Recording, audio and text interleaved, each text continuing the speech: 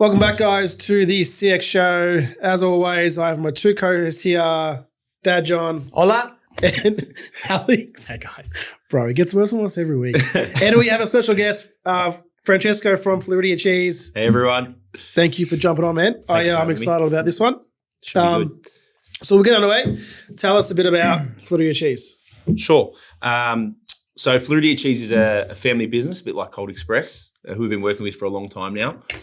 It was founded in 1955. So to give you some scope, I'm part of the fourth generation of our family business. Wow. Second for yourself. Second for yourself. Yeah. So my great-grandfather started it. Like many at the time, he came here in 1952, just chasing an extra opportunity. In Italy, he was a shepherd. So in Italy, he used to make ricotta and Pecorino wheels of cheese just on a farm with his two brothers.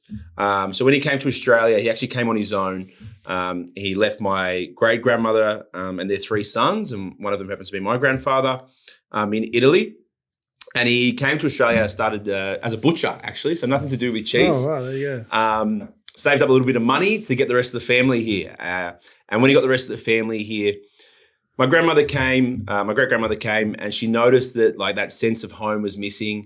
The ricotta, the pecorino, the Italian community, they moved to North Melbourne, was getting bigger and bigger. But contrary to that, it was the fact that things were obviously very, tight, very difficult at that time. And they knew how to make ricotta. So they started making ricotta for breakfast for the family. So every morning, they'd make ricotta for their three sons. And then before they knew it, everyone in the neighborhood, relatives, family, friends, other people that have come from Sicily started asking for it. So slowly, they would just sell off a little bit. And then from there, our business was born. So we purchased our first site in the 1955 and registered the company in Bundoora in the north side of Melbourne. Yeah. I think my grandfather always says, his first ever wholesale customer, he couldn't believe it. He just randomly one day got a phone call from King and Godfrey's. It's in Carlton, the corner there, the Congo sort of family. King Godfrey's? Yeah. I used to clean there. But as well. There you go. As well. Yeah. There you go. On the corner of Lygon and is it Drummond or Faraday? Faraday. I think it's Faraday. And yeah. I used to do that in the morning. Yeah, he was just at home one day. He was, just going about things, and he got a phone call from one of the owners. I think it was Mariano. He just said, "Look, I've heard about this cheese." He probably said it in Italian, not like I do. So I've heard about this cheese. Apparently, it's amazing. I need to stock it. How do I stock it? My grandfather said, "Well, I'll find a way. We don't have, you're our first customer, but let's do it." And then from there, our wholesale trade started. Our food service trade started. We were very big in direct off farm customer sales. So, you'd come on a Sunday to buy hot ricotta and fresh cheese, and we'd sell it direct from our farm in Bundoora, which happened to have a house on it and the small factory. So, you were living on site, which was always fun. And then, our business was born from there. So we moved to Thomastown in Settlement Road, where we are now, in the late 1990s or early 2000s, off the top of my head, to expand. And here we are today. Wow. So that's a little bit of a scope. It's 70. We're celebrating 70 years this year, so there's a lot in there which I'm sure we'll unpack. 70 years. Wow. So it's a really good story. 27's long, Dad, but 70. 70. Yeah. Yeah, they got a head start on me. Got a head start. That's right. That's right. So you used to clean. That you used to also clean their supermarket as well. It was just a little supermarket. Yeah. So Italian contestant. Yeah. Yeah. King and Godfrey. Originally, I thought it was some vacuum place, but it wasn't. It was a little supermarket, and they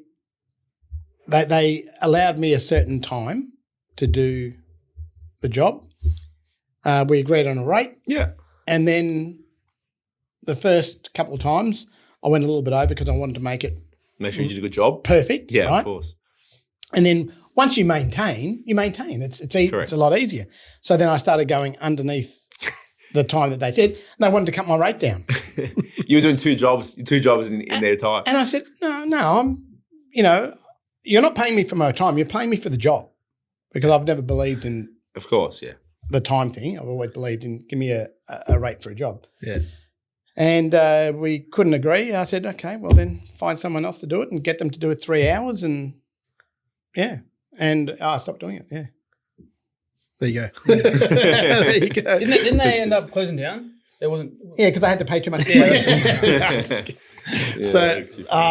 So 4 generations, Yep. right? So take us through that. Obviously, you are the 4th. Yeah. But take us from the start to then. And Yeah. who's involved in the business nowadays? Absolutely. So my great-grandfather, Mauro and great-grandmother Carmela were the original founders, and then they had 3 sons. So my grandfather, called him Nonno Tom or Nonno Tommaso to be correct.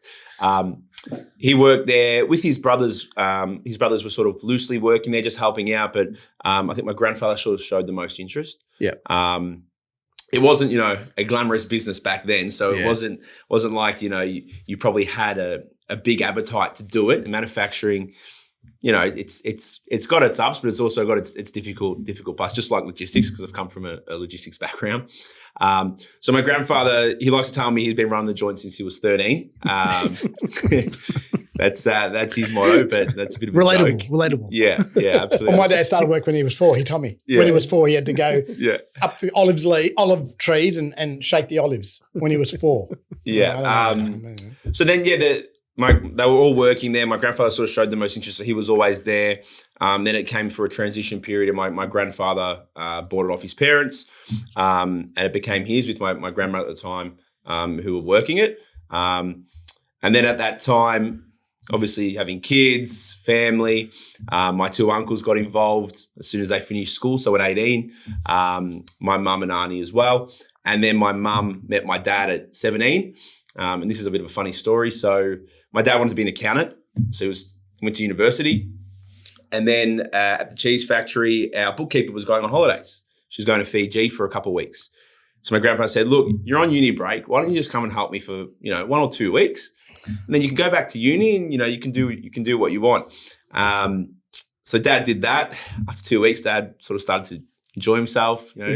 He saw the figures. He saw the figures, mate. He was trying to work out why he wasn't getting paid so much, but after 2 weeks he was enjoying it. And she came back. My grandpa said, "Look, you can't do bookkeeping. Why don't you come into the factory?" So he started learning how to make cheese. And 35 years later, he hasn't left. So he dropped out of his accounting degree pretty quickly. He fell in love with the cheese making process. And just the environment, and he's been there for 35 years ever since. Wow. So it's a pretty amazing story. And then I just recently joined a year ago. So we've got sort of some family structure, which we might go through later if you like. But just to give you some scope, we've always worked there. I've always worked there on weekends. Always worked there on school holidays. Yeah. Always wanted to be around the business. Loved it. Not that you would have had a choice. Correct. Oh, I probably had a choice, really? but I just loved it. Oh, that must be a 4th generation thing. I think it's a 4th generation thing, absolutely. No, up to 3 generations, you do not get a choice. Correct. You have to come and work. You're right, because the treatment I get compared to what my uncles and my dad and my mum, apparently is very different. But yeah, we had a choice, but I just loved the place. Like I grew up with my grandfather all the time. It was always by, so I was just always wanting to be there. So on school holidays, I'd go, I'd help pack boxes, helping out. We got a retail shop there.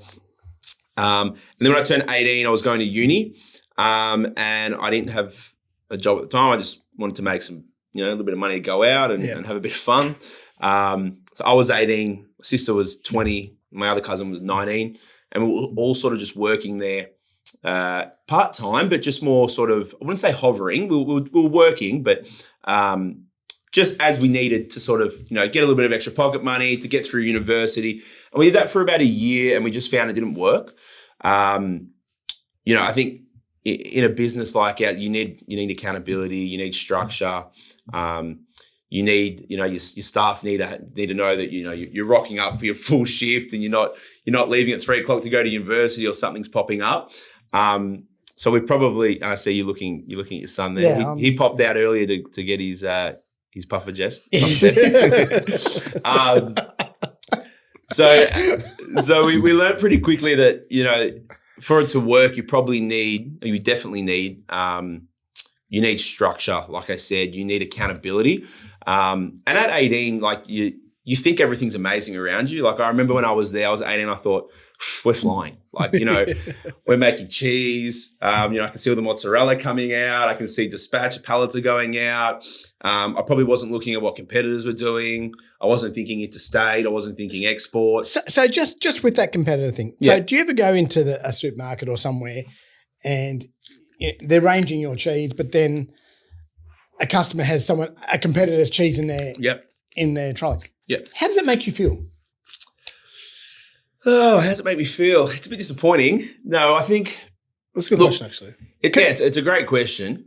I'll tell you why. Because for me, if I see refrigerated goods on another, it annoys you. It annoys me. I'm thinking, why aren't you using us? Oh, it's a little bit different, Dad. Yeah, because they may not know about us, but then they're choosing. Yeah, they're choosing. Do I want this? Do I want that? With us, they may not know us yet. Yeah. It's a little bit different. Let's say a little bit different. Well, a little bit different. So That's a good question. Yeah, ours is hard because we don't always control the end price at like a retail outlet. So we give them a price. We give them a recommended retail price. Now, some companies work on a larger margin, some work on a smaller margin. It really depends. But going back to sort of values and speaking about maybe my grandfather, the one thing he's always said is like the market's big enough for everyone. We make like our mozzarella, our ricotta, all our products that you'll try later today, they're more on the premium side. So they are a bit more for a price sensitive consumer, it is a little bit harder to buy. But you get a different performance. So, when we talk to restaurants, it's much easier. Even though they might be paying 10 to 15% more, we can explain the performance of our mozzarella and how it performs differently. For a retailer buying it off a shelf, they're just looking at it. Yeah, correct. So we're really big in the food service market. We're not as big in retail, which is why you'll sort of see I'm starting to do a lot more in marketing. Yeah. And trying to sort of show behind the scenes what our key differences are, all those sort of points. But like I said, my grandfather's always said, and I think he's right, the market's big enough for everyone. We play premium. There's a really large market that appreciates that. There's always going to be people that don't, and we just stick to it. Because as soon as we start dropping prices at one place or start dropping prices in retail, it becomes a mess. Yeah. So we stick to that. We stick to our guns, and we just find other markets that work for us. So we'll touch on it later on. I was in Indonesia not long ago. We need to sell more mozzarella. We can't get that volume in Australia. Let's go export. Who likes high quality mozzarella? Southeast Asia does. So we do a fair bit into there. But just going back to where we were. We're all working there. We learned pretty quickly. At 18, it's not that it wasn't working. We learned pretty quick. It's probably not the right thing to do. I'm 18. I think this place is amazing. I don't see its faults when, every business has its faults. Yeah. I don't meet new people. I've grown up in the business. A lot of our staff have been there for a very long time. I'm 18. I'd love to meet new people. So we quickly made a bit of a family rule and part of a family board and structure we've just set up where you got to have 5 years experience to join the family business. So to join the family business, you've got to have 5 years experience. There's got to be a role available for you. When you say 5 years experience, you mean 5 years experience? Yeah.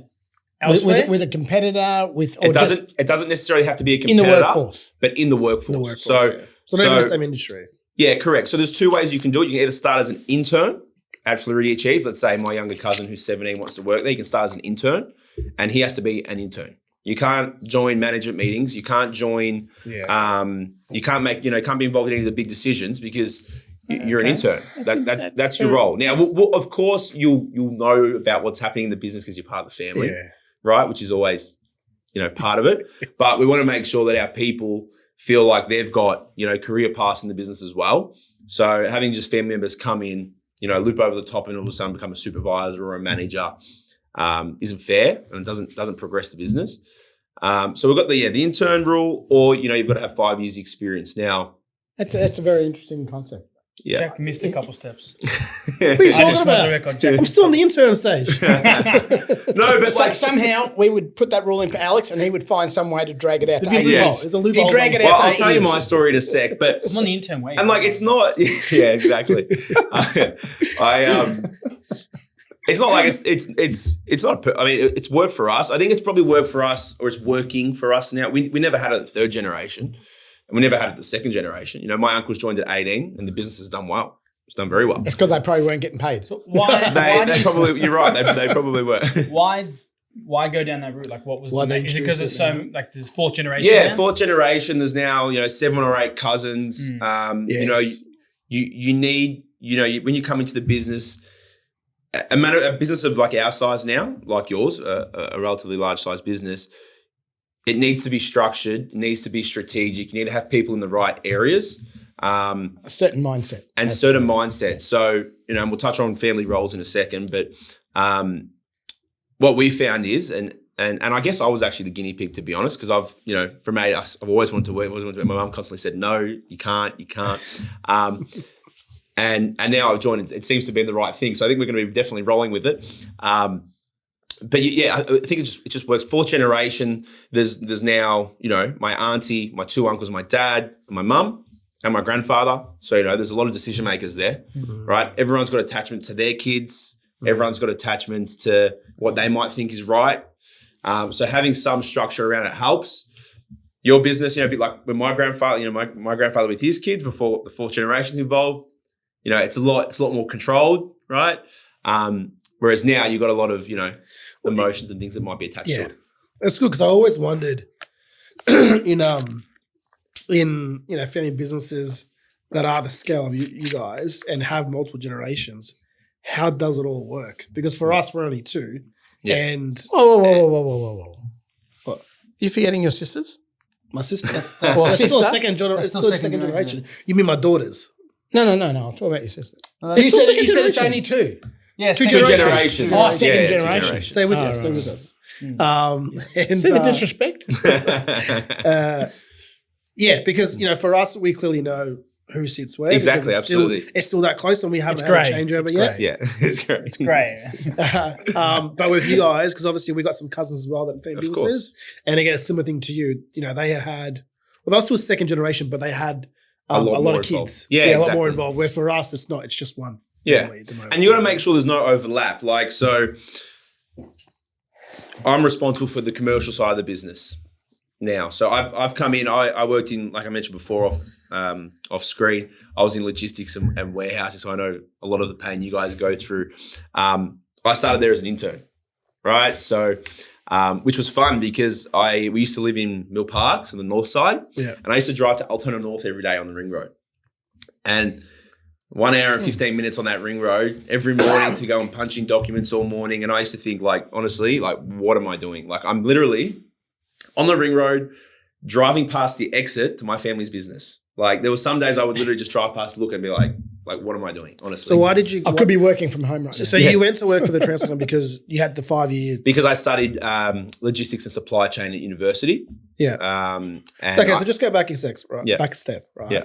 So at 18, you and your cousins, you're working there Yeah. part-time. Yeah. And then you're still doing uni as well. Correct. So then from there, you chose to go do logistics, right? yeah, so I was studying. You didn't want to stay at No, but the family rule came in place. Where so we that had came in place when you guys came in were place. Okay. Now the only option was, which I think I sort of, it was meant to be you can't work there, but then there was you can work on weekends if you like because we have a shop, so there's nothing wrong with that, helping out on a weekend. Yeah. So you're still exposed to the business. But it makes sense to do something like logistics because it's Absolutely. a complement to your business. It's what we do. So I did logistics and supply chain. So it's warehouse and distribution, but it's also procurement.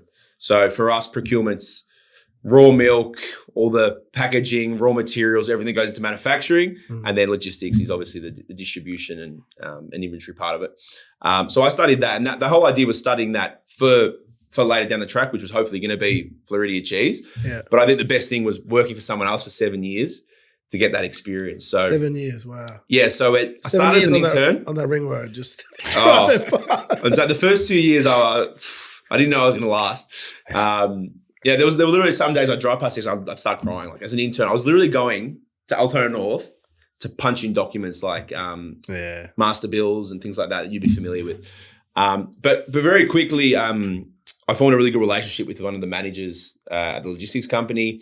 And over 7 years, I worked myself from intern to one of their national managers. And the experience that I got from that was honestly amazing. Every year I wanted to leave, and every year I just kept getting a promotion. My mum's like, well, you're not coming. And then what actually happened was I went on a trip last year to Europe with my grandfather mid-year. He wanted to go to Italy. He wanted a babysitter, which happened to be me.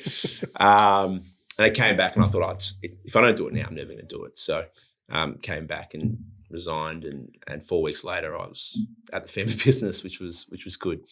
But there had to be a role available for me. So that role was we had to find an area that maybe the business was lacking, and that was the commercial piece. So really strong in manufacturing, really strong in making a high quality product, but our commercial side of the business was probably lacking in, where's our revenue coming from, breaking it up, looking at analytics and data, seeing, what product SKUs are performing, what aren't performing, month on month, year on year, which categories are going up in terms of revenue, what's our margin management looking like, and all those sort of things. No one was really spending the time on that.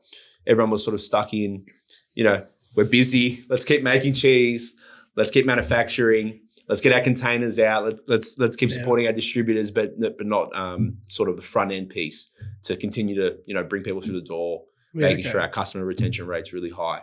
If you're paying the bills and everything's moving along, then there's something to be said for let's keep pumping it out. Absolutely.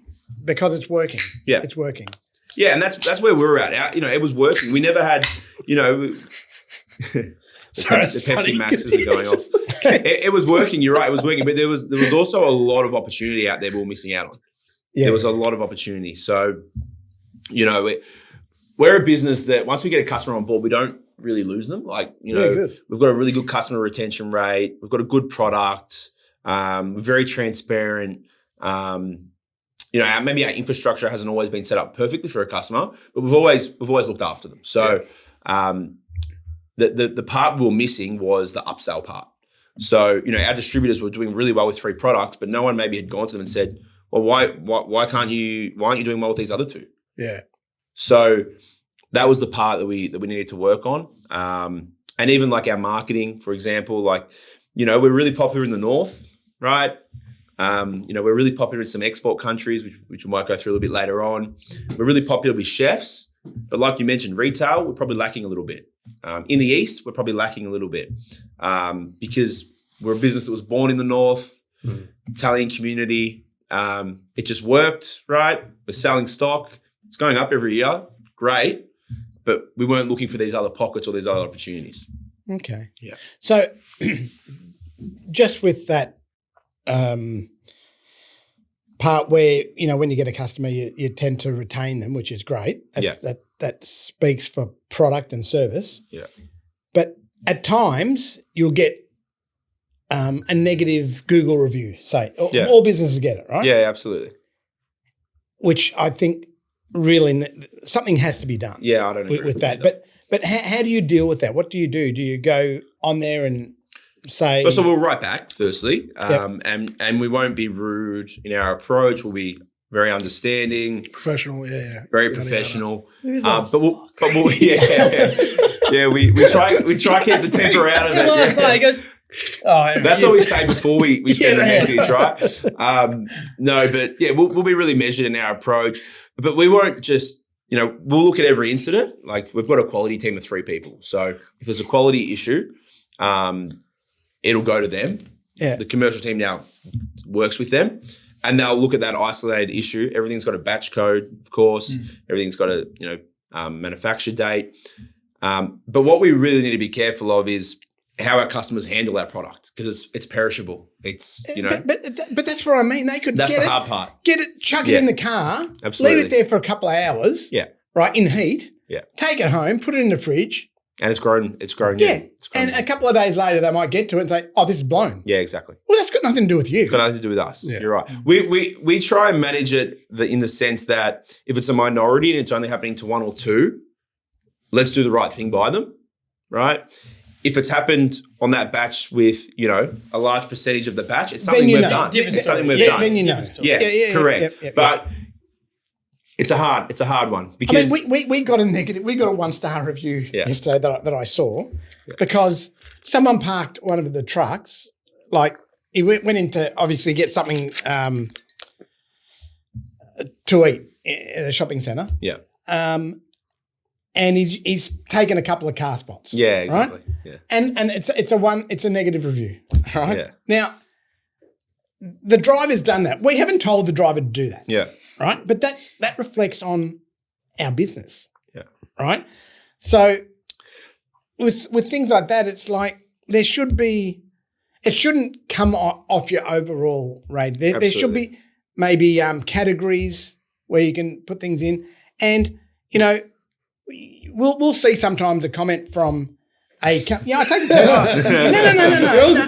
Yeah, but because did you when you do the right thing. But that wasn't that wasn't the right thing. Okay. But I think the right people realise, like if you look at a review, when I look at a review, yeah, that's right. I think I realise if someone's not being rational, and like I don't really actually, to be honest, like I wouldn't look up Cold Express's reviews. I just deal with you. If I get a good judge, that's right. Yeah. I get a good feel for it. Which is most of the time. I'd go with it most of the time. To be honest, the only times I look at reviews is for food places. That's restauants. Yeah, but it doesn't matter. I mean, I look at them all because that's part of the job. But and that's how he knows about it because I said, look at this. But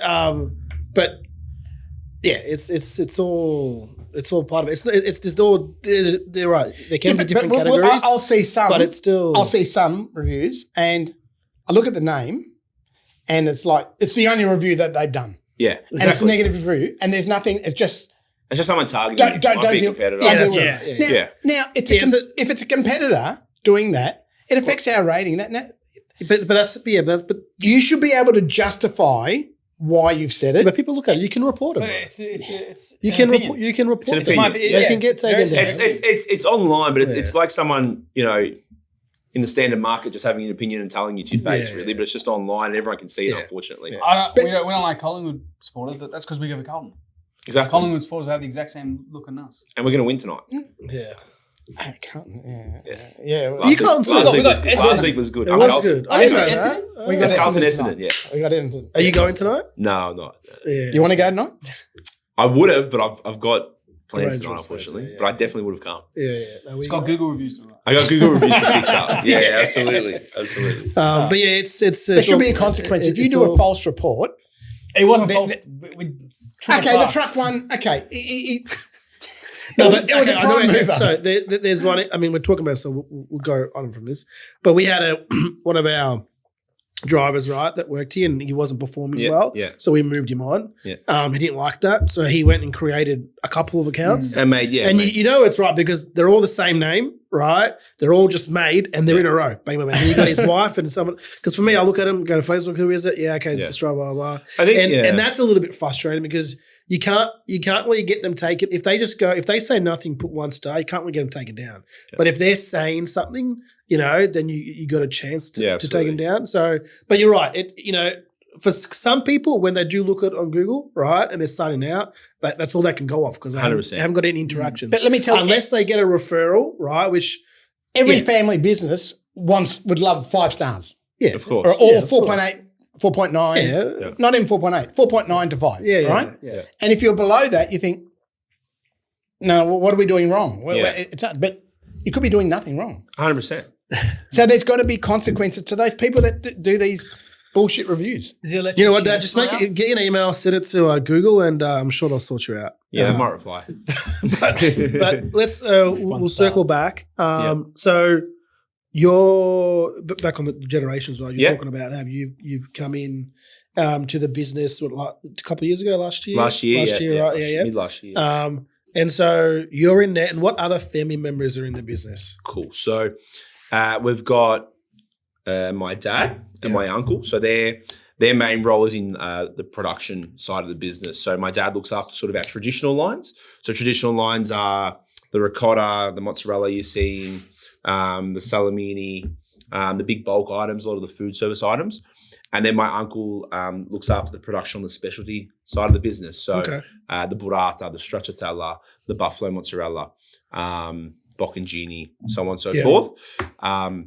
And then together, they sort of work on research and development. So their real goal now is to work on the factory. So increasing capacity, new machinery and equipment, efficiencies in the factory. I've got another uncle who's involved in the business. He's in charge of distribution and logistics, which was prior to when I was there. And he does a great job. And he also supports with the export customers, because we've been dealing with them so long, so he's got some great relationships there. Yeah, of course. And then my mum and auntie are working part-time. So they were full-time. They're sort of trying to step back a little bit. So my auntie's just in an admin role, and my mum looks after, sort of oversees our finance. We do have a finance manager, but she just sort of gives everything the approvals and the ticks. Yeah. And then I look after the commercial side. So we've split it up really well. We actually don't all overlap, which is good. I sort of support my mum and auntie as well, because I'm sort of more front end on the commercial side. And my dad and uncle have got real confidence now that that's all being looked after, and they're sort of looking after the factory. And my other uncle's down the back looking after the warehouse and distribution. So everyone's got their role. We've got a family board, which was created just recently. Okay. So the idea of the family board is for the decision-making process for any big decisions. So at the moment, we're going through a process of getting our capacity and improvements into the factory and a redevelopment of our factory. So that's all going through them. Every family member gets a seat at the board. So let's say that my mum doesn't want to attend. She can allocate, if she wants myself or my sister. My sister doesn't work in the business, but if that's who she wants to attend, she can send them.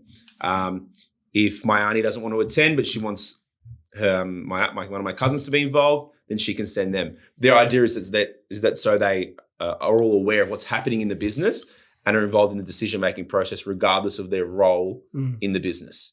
So we've still got people in the business that are in the right positions. How many on the board?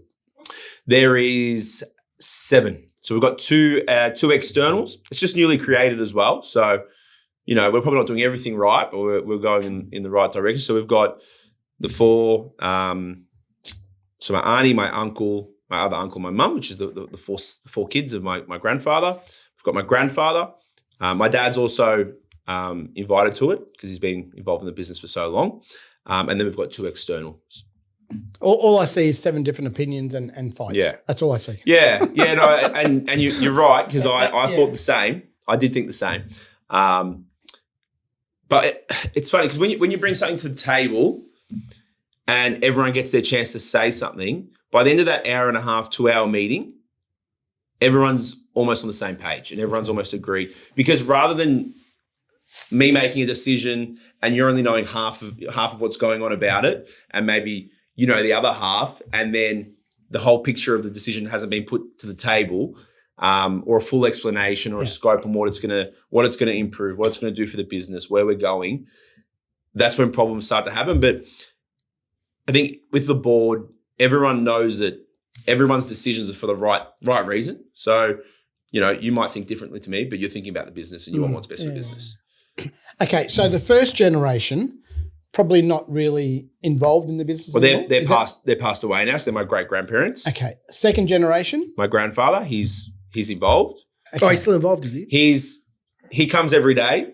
He doesn't have a job title, and he's there every morning. He's there every afternoon. He sort of just he's involved. So it's basically the third generation now that's running the third generation. Yeah. Who wears the crown? In terms of split decision, that's is what he's it asked. still Split decision. Yes.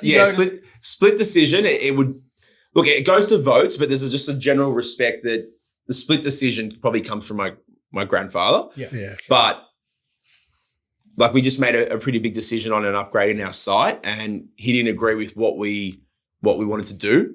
But he said, "Look, the truth is, you guys will be running this place for the next 10 to 15 years anyway. So I don't agree, but I'll let you do it." So, although that's where I'm at. And so although he's 78, I'm kind of like that mentality at the moment. Yeah, so he's like, I don't agree with everything that sometimes you guys say, but I'll say, because I'm the only one fucking trying to do something.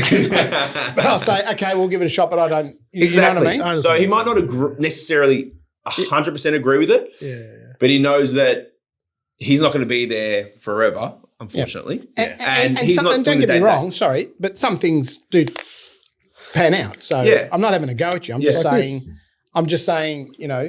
No, I get it.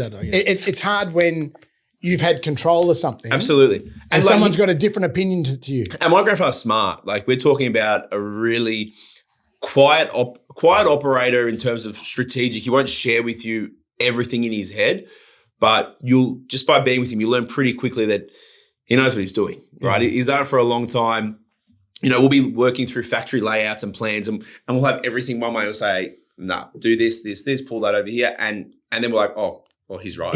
Like, he's right. So you've got to listen. And like I said, typically, although, he ultimately probably does have the last say out of a respect thing. He tends to agree with us and give us the opportunity now because he knows that we're running the business and we have to, you know, each investment you make in dairy, it's not 1, 2, 5 years. It's 20 years. So he knows we're going to be having a roll with it for 20 years and make it work. So why is that? Well, the first thing is equipment costs are really high. Like, you know, you're talking about stainless steel, machinery. We're talking about installation costs. So to make it stack up from a CapEx point of view, where you're allocating your capital and you're depreciating, you really need to do it. You know, 15 years is probably fine, but for a business like ours, probably 20. We're lucky that we can make, you know, as a family business, we can make long-term decisions where, you know, we might overcapitalize in some areas. You guys are laughing, right? But, you know, that's what makes us, I think that's the good thing about a family business. You know, you're not constantly looking at the bottom line for every decision. Of course, you're really conscious of it because you need to remain profitable. But it does affect the bottom line down the track. So it's actually a better decision. Absolutely. So every decision we make right now is long-term. So everything we're looking at now, you know, the installation costs, the cost to build a new factory, you know, it's not 6 to 8 months. It's 2 to 5 years just to build a new site. To install is at least 1 year. You know, to upgrade some things in our facility, we're going to have 6 to 8 weeks of downtime. So you've got to be planning that a year and a half out, because if you're going to have downtime, you need to move maybe some of the old machinery somewhere else to make sure that you're still making your product, because you can't not supply people for a month and a half. So you're right in that sense. Long term is definitely and it's really important that you honour your parents. Yeah, you know, grandparents, parents, things like that, because you know, for them, it's like I'll put it to you with my kids. You know, when Alex was 2, he called me dad. Yeah, you know, when he was 10, he called me dad. You know, 20, he called me dad. Like, I'm always his dad. Yeah, absolutely. Right? Him and Jack. What are you laughing at me for? Sorry, I'm listening, but I'm not following along. Because you will always be my babies. The other day, we were driving into the footy. What did you say to me? Remember what you said to me about your kids? No. You said, I really, you know, I wish my kids would not grow up. Oh, yeah, of course. Yeah. Remember? And then Bella's not even 4 yet. Yeah. She's 4 going on. And you're right in that sense. Like my grandfather lost his partner really young. So, you know, I was, I think, 1 year old off the top of my head. It was, you know, 28 years ago. He was 50. She was under 50, right? So it's his, Floridia Cheese, we joke, but we say it's like his baby. Yeah. It's like another child of his, because, you know, when you lose 100%. Your partner, your wife, you take a business from your first generation to your second, your parents, you've got the Italian community is very embracing our business as well and really proud of it, and really connected. So for him, it's like, it's his baby. So, you know, he wants to be involved in everything, which there's so much blood, sweat and tears that came out of him. And the first thing he said, and missed opportunities with his kids because he was working. And like the first thing he said when I joined is, you know, I never forget, I was probably like a Wednesday, Thursday. It was my first week. I don't know what I was doing at work till 7 o'clock in my first week. I probably was just pretending to be busy. But I think Nornor was there, so I was just trying to, you know, make sure I was still there. But I was working away, and he came in, he goes, "Oh, you're still here?" And it was just me and him. And I said, "Yeah." He said, "All right." And he said, "I'm not going to tell you anything about what to do in this business. You know, you're a smart kid. I'm not going to tell you anything." He said, "Just remember, if you want to do well in the manufacturing game of cheese, and you want to do well in this business in general, you got to dedicate yourself to it. He said, you got to live it and breathe it. Yeah. He said, I'm not going to tell you anything else. He said, you got to just live it and breathe it. You can't be half in, half out. You can't, you can't not love it. He wisdom right there. Yeah, he said, you got to live it and you got to breathe it. And then I sort of said, sort of smiled, and, he's always made comments like that before, but that one sort of hit me because it was just out of nowhere one night at work. And then as he walked out, he walked out the door, I'll never forget, it was almost closed. And he just flicked it back open and he goes, Francesco, I've dedicated my life to this business. He said, I really have. And he said it in this tone that was just the most sincere tone possible, where you just knew he was just being completely honest. He goes, I've dedicated my absolute life to this place. And that's the only advice he's really ever given me since I've been there. Just that word, dedicate yourself to it. You got to really love it. You got to live it and breathe it. And then on the way out, he just reminded me that he's dedicated his life to the place. And the passion comes from that. And the passion comes from that. Yeah. Yeah, absolutely.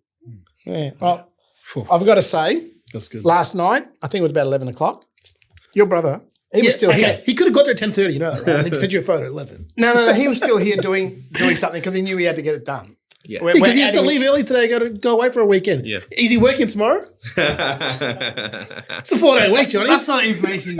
That's privilege. We'll cut that out. Yeah, but normally he would have not been there and still gone on holiday. But he actually knew he had to get something done. So I thought that was good. Had to do some stuff. I thought that was good. What's in your product line? I mean, I got some ricotta. You got some here. The different colours. Do they mean anything? This is baking. Switch the front. It's different products. So different colours have a different product. Yeah. So different colours mean different products for the retail ranges and our food service ranges. If we go through our products, we make a really large catalogue. The nature of that's just because we've been in business for 70 years. So at the start, it started with ricotta, pecorino, mozzarella. Over time, we've started shredding. It became really popular. Originally pizza shops would buy block and they would just shred it themselves. Now everyone wants convenience. So, shredding mozzarella, we're shaving parmesan, we're grating parmesan. Just this mozzarella, for example, here, we've got something like 5 different size formats that we've got to constantly run. Wow. Then we've got, your specialty lines, which have become really popular with panini bars, with restaurants over the last, let's say, 10 years, which is your burrata. Well, your fresh products like your burrata, your stracciatella, your fresh fior di latte, your bocconcinis, which you got in front of you. Yeah. So we're a one-stop shop. We cater basically every Italian style cheese. The only sort of Greek style cheese we do is halloumi. Okay. We just kept getting heaps of inquiries about halloumi. Dad was on a holiday and he met a Greek guy and he goes, I make the best halloumi you'll ever have. Dad goes, yeah, I'm sure you do. He goes, all right, I'll show you. And he spent a week with him. He goes, I'll teach you. He goes, I bet you can't make it as good as this when you go back home. And Dad in our factory the next week just made a batch, and it just took off. So it's one of our big lines. What is your best seller? Our biggest seller would be the mozzarella loaf, so the 2.5 kilo food service loaf. Okay. It goes into a lot of pizza shops. So pizza shops and export. It's the biggest seller in cheese in general. Like you got to think pizza chains, catering, inside basically everything mozzarella. There's a chance mozzarella. There's a lot of bakeries. Yeah.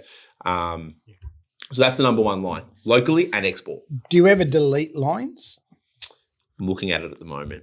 So there's some variations we do of a mozzarella, which I'm not going to say too much, but we're trying to streamline the product that we're catering. Same product, just a hand-platted version. No, because I was just thinking, in a, like, let's say a supermarket shelf, you've got X amount of room and they might allocate you this is a your certain range. amount. Yeah, absolutely. This what you can, whatever you can fit in this space. Yeah.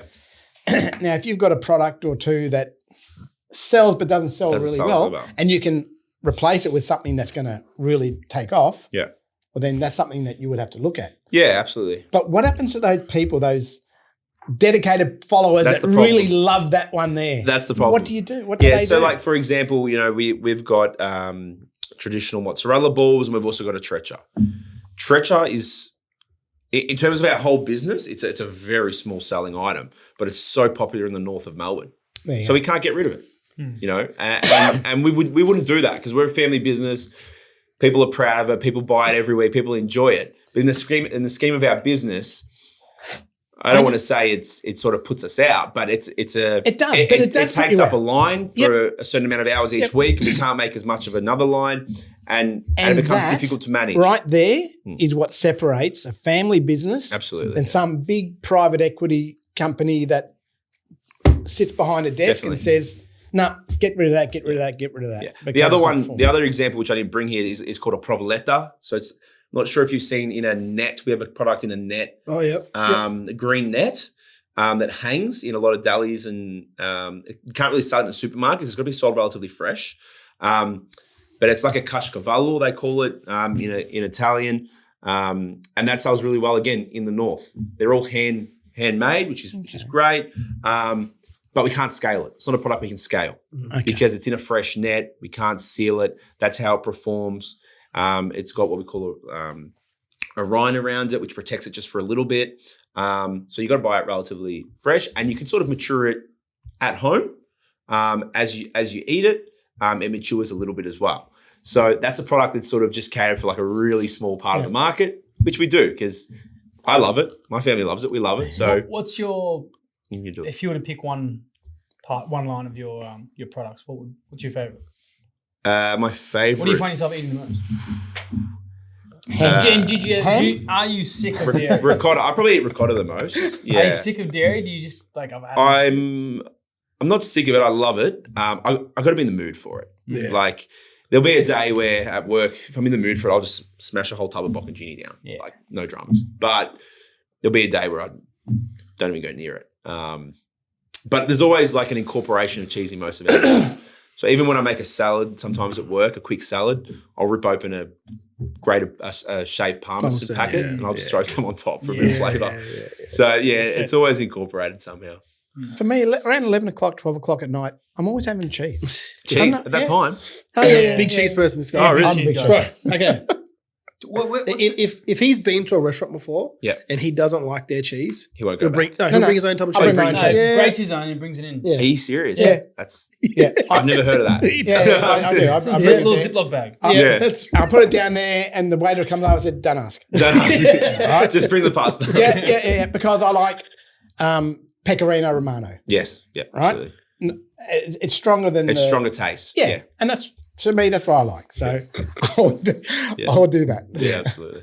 So what would you say, Francesco, is some positives and negatives of working in a family business? I know you've physically been there for a year and a half, but I've been involved in my whole life. So, yeah, absolutely. Yeah, it's a good one.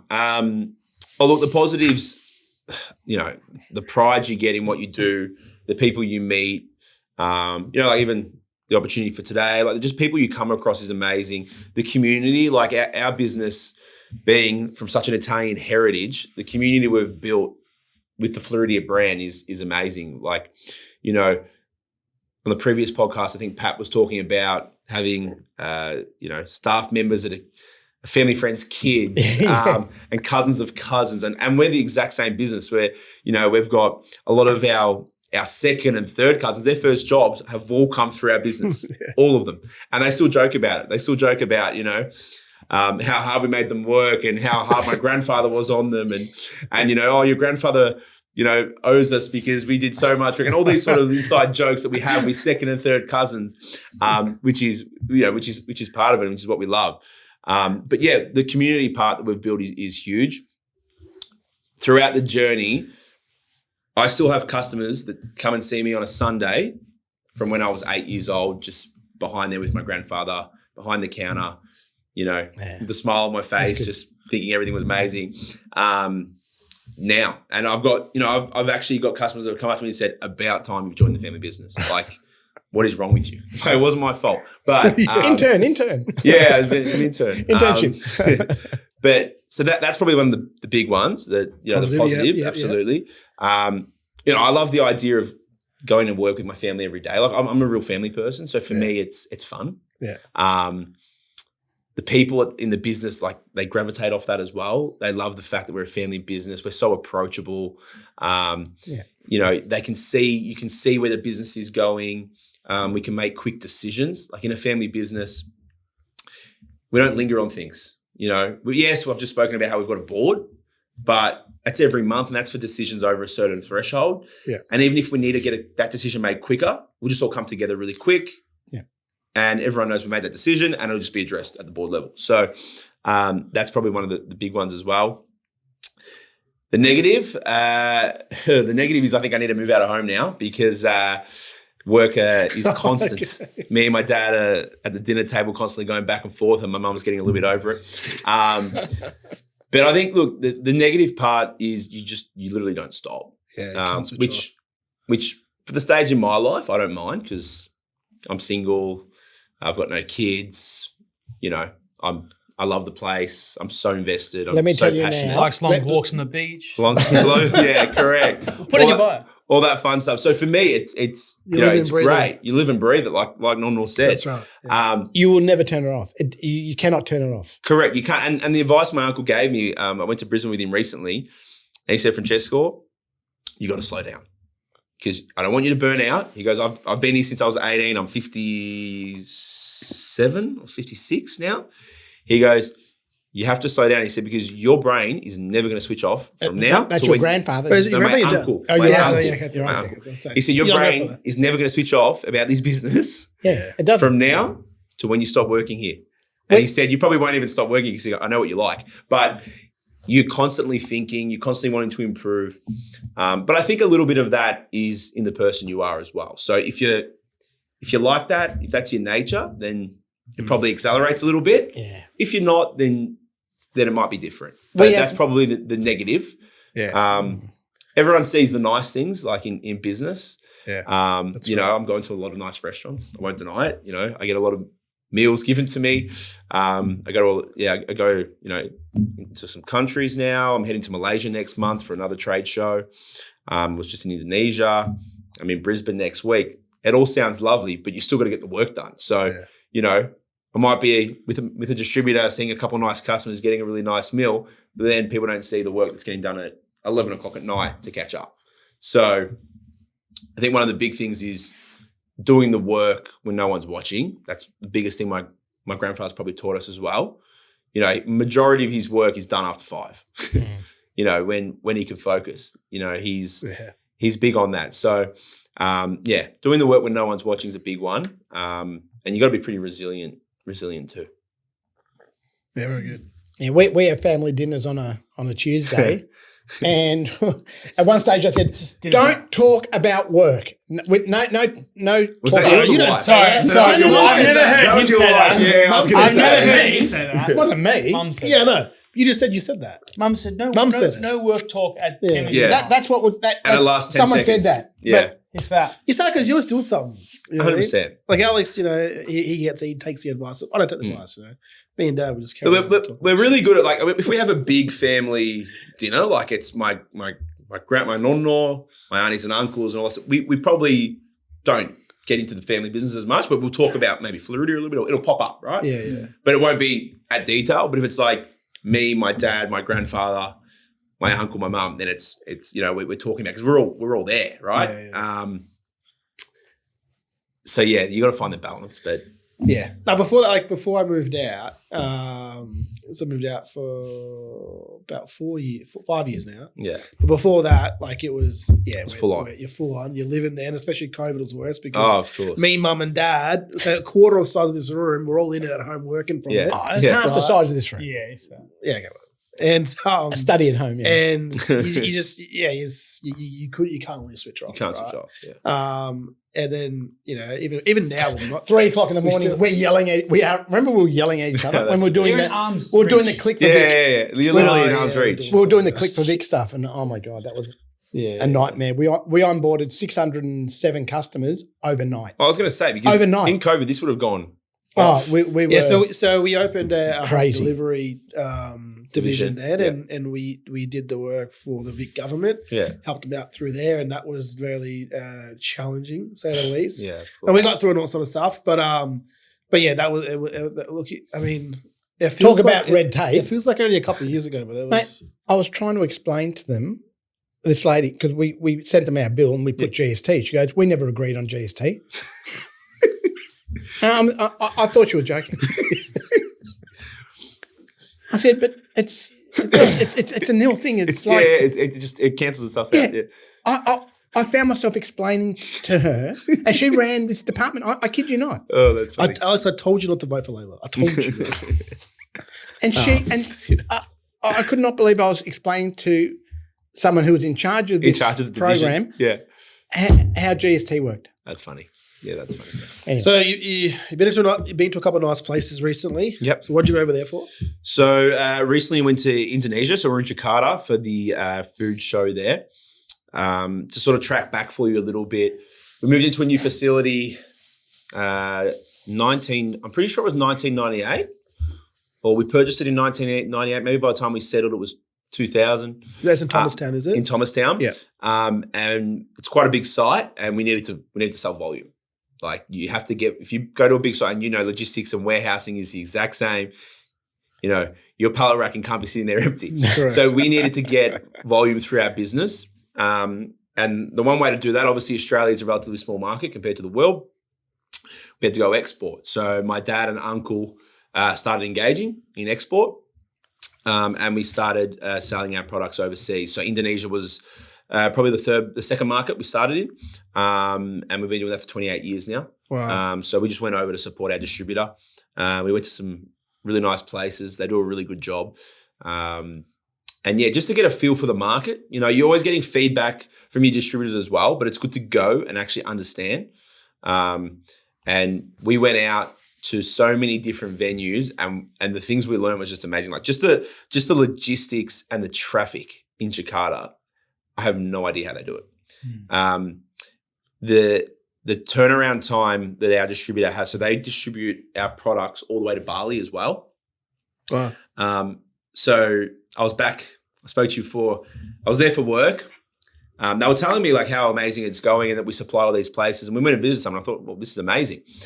And before you were talking about like, what's it feel like working for a family business, pride, all these things. I went back a week later to Bali for a holiday with a friend, just for a break. And I was at a nightclub. I was in the middle of Seminac. It was about 3 a.m. I came out of the nightclub. I said, I need a Gatorade. I said, I need a Gatorade before I go to bed so I wake up fresh.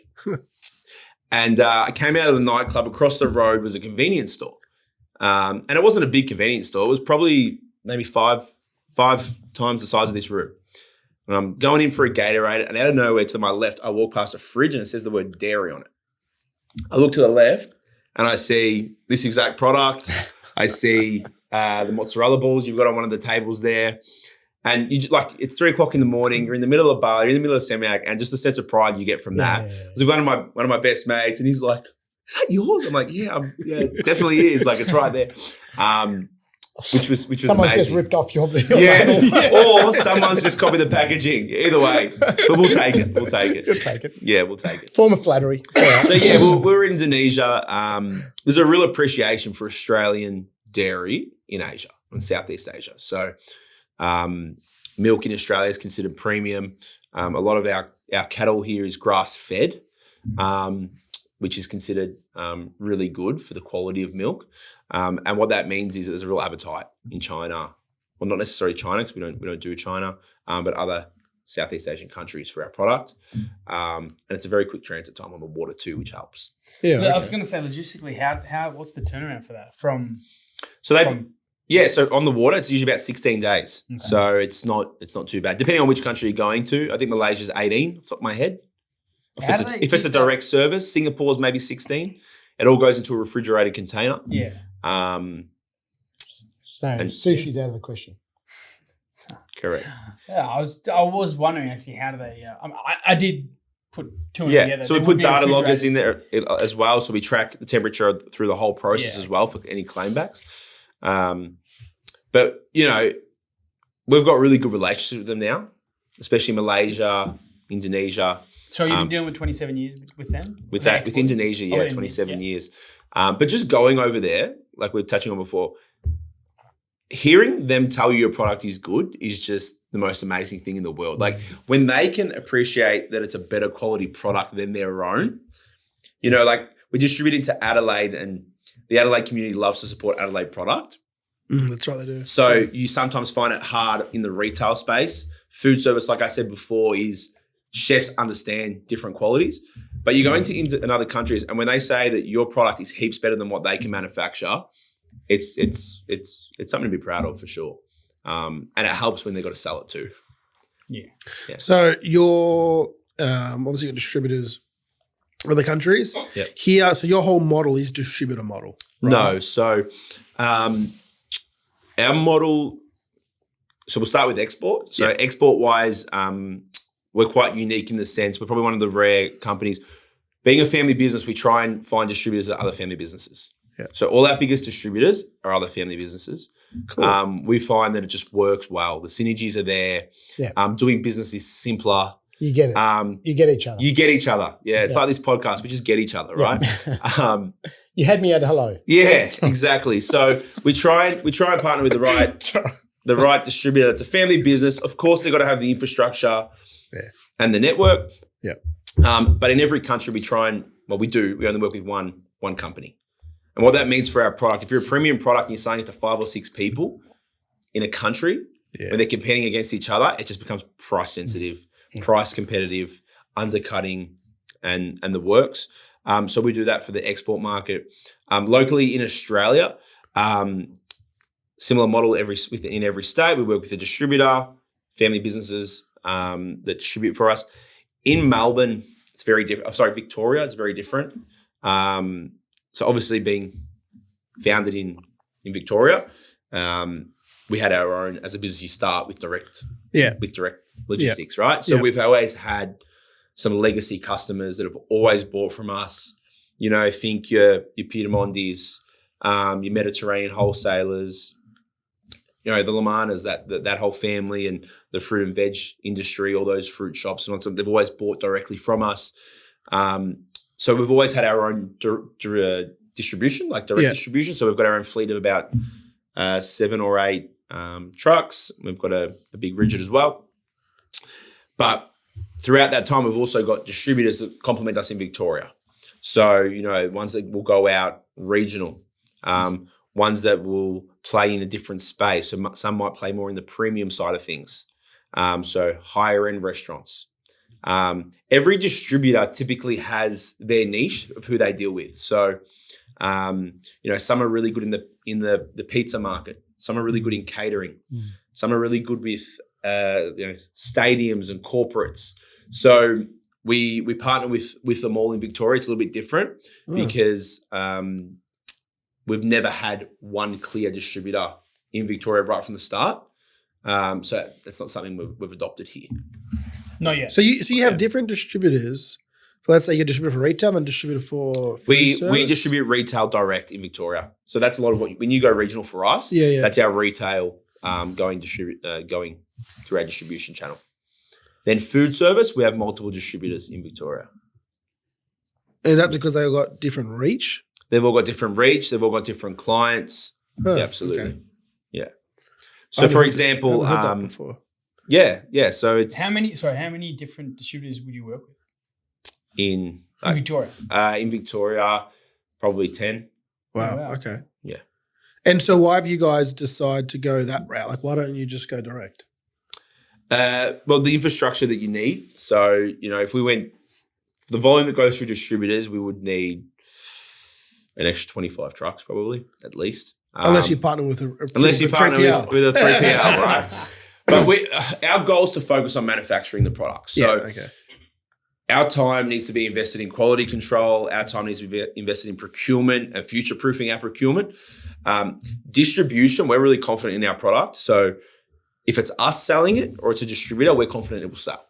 Yeah, okay. Right? So we probably as a business haven't invested enough in and it's some stuff we can talk about later, which I'm working on. We haven't invested in any automation tools in terms of order processing, in terms of customer self-service, in terms of maybe customer visibility. So that's what we're working on at the moment. So we've always relied on distributors. We've always tried to put as much capital as we can back into the factory because that's our product. That's our bread and butter. When you say distributors like Mildura, Mallee Meats, for example, or Echuca Small Goods, if it's up that way. Correct. Those type of places there. Yeah. And look, I guess that way you don't have to go out and get the actual business. Correct. And keep the accounts for all these little shops. You know, you just make one pallet. Absolutely. And it's there would be more margin. You just answered the question. There would be more margin. On manufacturing. We focus on manufacturing. There, of course, there's more margin, of course, but there's also a big cost to serve, and there's a big time and resourcing involved with that as well. Yeah. So we make sure that our distributors have margin to work with, so it's fair for them. But I always ask people this question, right? Because I'm always interested to know their views, right, on the question. Because people, you either can have the accounts direct, and as long as you have the right delivery partner that has a network. And if you can't find one, then obviously that's why some people go through a distributor. Now, the fifth generation, when they're trying to find something to do, you can look at this model. Yeah, absolutely. I mean, look, I'm looking at the model at the moment. I'm looking at streamlining it a little bit more. That's probably one of my big tasks at the moment, absolutely. But it does matter. It also, what comes into play is how well-known your product is. Absolutely. And because it is well-known, it helps. That's right. It helps. Yeah. So if it's not available with Cold Express, it's probably not a good example, but if it's not available with me to buy, but I want it and I know someone else has it, they'll probably go and buy it there anyway. Yeah. Okay. So we're trying to really streamline that process. Yeah. Now, I've got a question. With the cost of living and prices just being absurd. Yeah. Without naming names, obviously. Yeah. Competitors or even just the dairy industry in general, where do you see other companies cutting corners that you guys just refuse to do? So to give you some scope, we don't usually talk about like other customers, but I'll give you like an industry update, I guess. So milk supply in Australia has gone down over the last 20 years. So what we've found is there's less second, third, fourth generations wanting to do farming. So perhaps farmers have sent their kids to school, to the city to get educated. Farming on land, you have to, milk twice a day, morning and night. It's a hard. They're getting forced out by the freaking Labor government putting all these taxes on them. It's a hard life. They're getting. What taxes? Land tax, property taxes. There's a lot of that stuff. But typically, if you're doing farming, you can get some exemptions. But there's less and less in the market of milk that's actually available. So the reason for that is there's less and less farmers getting into it. During COVID, it was very hard. Beef prices went up, so a lot of farmers switched from dairy to beef, more profitable. The seasonality changes as well. It can be very hard when there's a drought. They have to buy hay, buy feed in, which completely skews their costings themselves. So there's less and less milk available in the market, which means that it's becoming more scarce. So milk's gone from roughly 11.5 billion litres at the start of 2003, off the top of my head, to now we're looking at about 7.3. That's 3 billion litres gone in the Australian market. And the population has grown. Yeah, absolutely. Yeah. And the demand in the Australian market has gone up. So you're constantly finding that every season you're having to make sure you secure your milk. What that's meant is it's been very difficult for a lot of manufacturers. There's less than there probably was 10 to 15 years in the market. We've seen a couple last year no longer in the market. But you have to really control your whole procurement process. So we buy our milk direct from farmers. We don't go through brokers. We work with our other family farms really closely so that they can see what our end product is. They have an interest in it in terms of they're proud of it. Our dairy farmers that we buy off, they tell everyone that they sell their milk to Floridia Cheese. People say, "What's Floridia Cheese?" If they don't know. And they'll go out and they'll say, "Go have a look and try it," because they're proud of the product that we actually make. So that's why we don't. That's one of the reasons we don't take shortcuts. We go and visit them every quarter. We give them security in terms of, we take their milk. We guarantee them that we're taking their milk. So there's all sort of strategies that we use to make sure that we've got our procurement in order. But with that said, the milk price isn't set by us, unfortunately, it's set by the market. And with higher demand and less milk available and cost of living. Oh, so you don't go into it at a set price? No, every season a price gets set. And that holds for the whole season? No, it doesn't. So I won't get involved too much in it, but basically there can be step-ups throughout the season, which is a really tricky thing in the dairy market. So there's a step-up throughout the year. So if milk prices go up out through it, you have to back pay for the whole period. Oh. Correct. So let's say you're paying $1 for milk today. Let's say a step-up happens 2 months later. Whatever milk you bought for that last 2 months, you're now paying that extra amount from the start. So you've got to be really mindful of your margin. That's crazy. It's crazy. How do you plan? How do you? You've got to be you've really got to look after your cash flow and your margin. So if you sold something to, I don't know, Coles or Woolies, for example, and you get the step up, can you go back to them and say, listen, I've just had a step up? Absolutely not. Correct. So you have to almost predict where the milk market's going for the period, which is what we do. I'm shocked at that. Yeah. I've never heard something so ridiculous. I've said no, I have. It's basically he has. Yeah. Yeah, wow. Something silly. Yeah, so it can change throughout the season. Which is challenging, but that's why you've really got to be tight on your margins. We're really strict on discounting. We know we've got a premium product, so we look for markets that appreciate that. And we're really tight on our cash flow, which can be hard in a family business because we've got a lot of relationships with everybody that we love looking after, and I'm sure you're similar. So we always like to do the best thing by everybody. But you've really, if you want to stay in business in manufacturing, especially in the dairy, you've got to be on top of it. You do. Right. Yeah.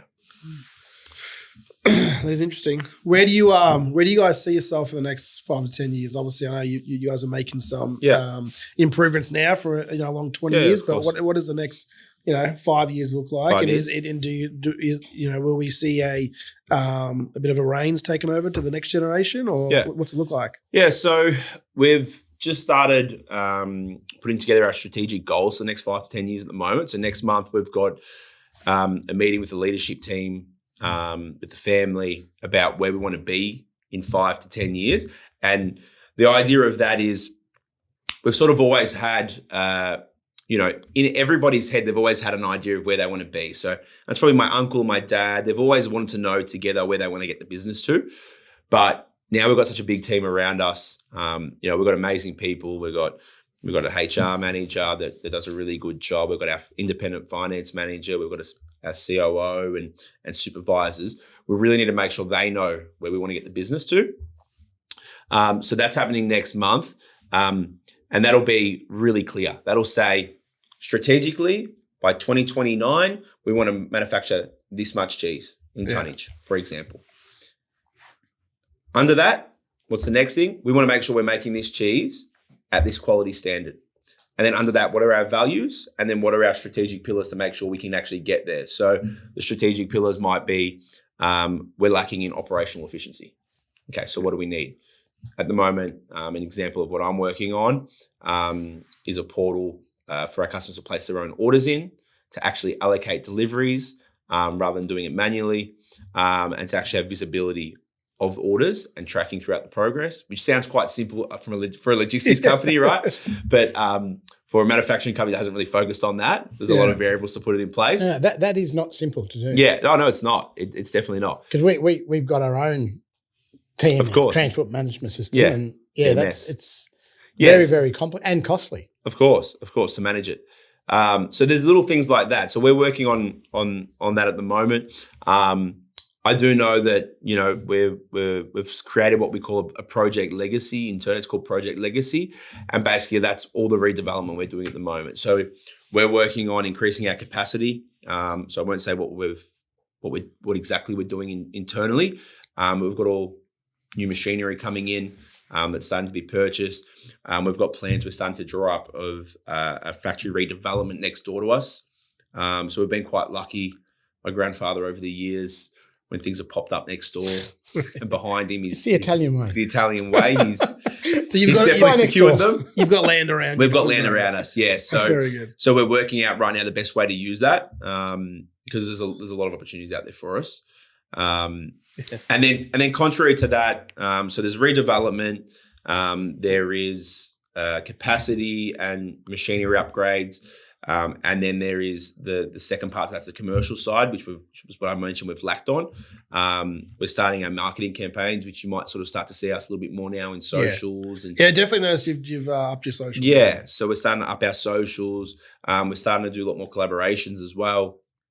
But we're building a commercial team. So, okay, is your end goal to get a tap on the shoulder and say, we want to, some private equity to buy you? Absolutely or not. Do you want to keep it as a family business to pass on to generations? Yeah, so our goal and what we've sat down and spoke about is that our business will be a generational business. So, I'm fourth generation. Hopefully, I've got a younger cousin that seems a little bit interested, so hopefully he'll join. Yeah. I've got a sister who's a teacher at the moment.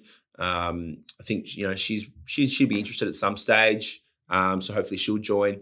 And we're there to just continue the business. We're passionate about it.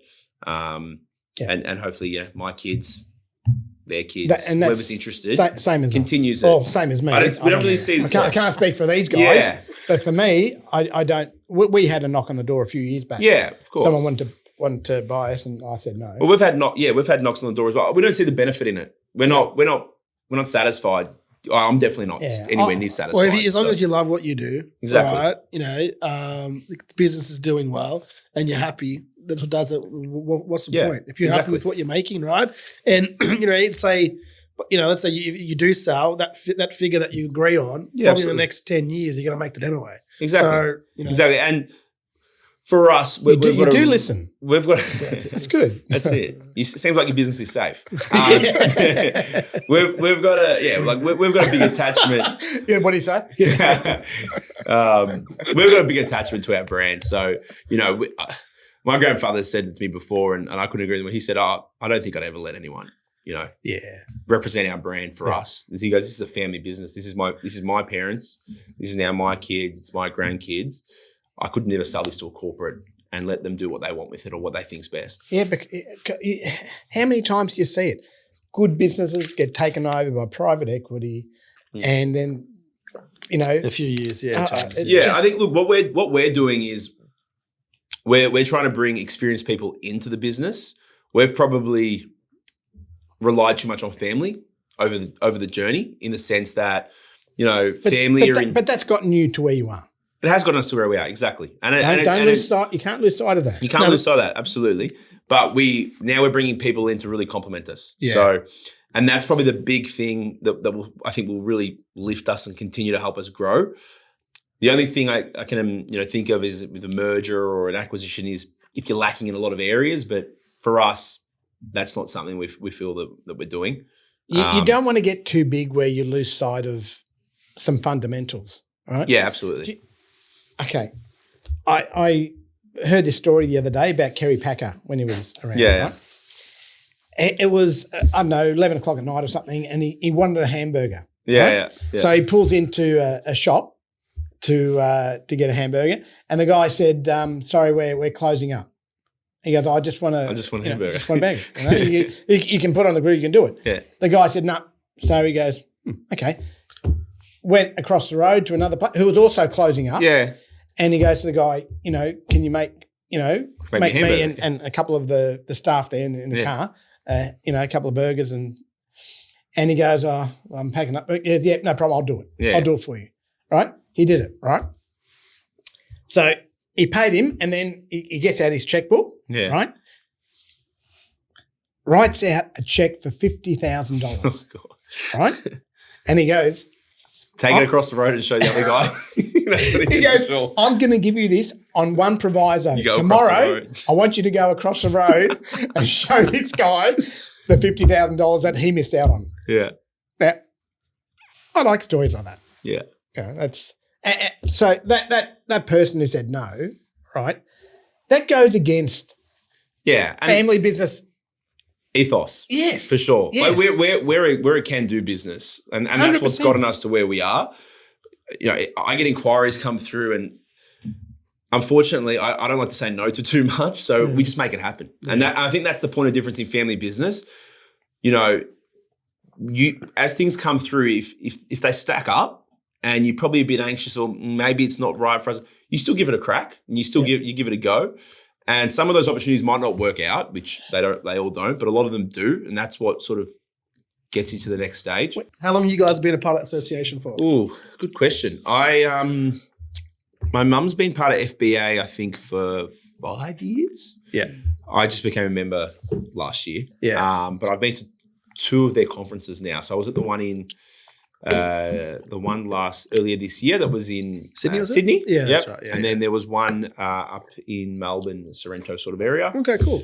Previously. What are they like? We just joined recently. Have you just joined? They're great. Yeah, that's right. They're conferences that is literally what we're speaking about for 2 days. And they get guest speakers up.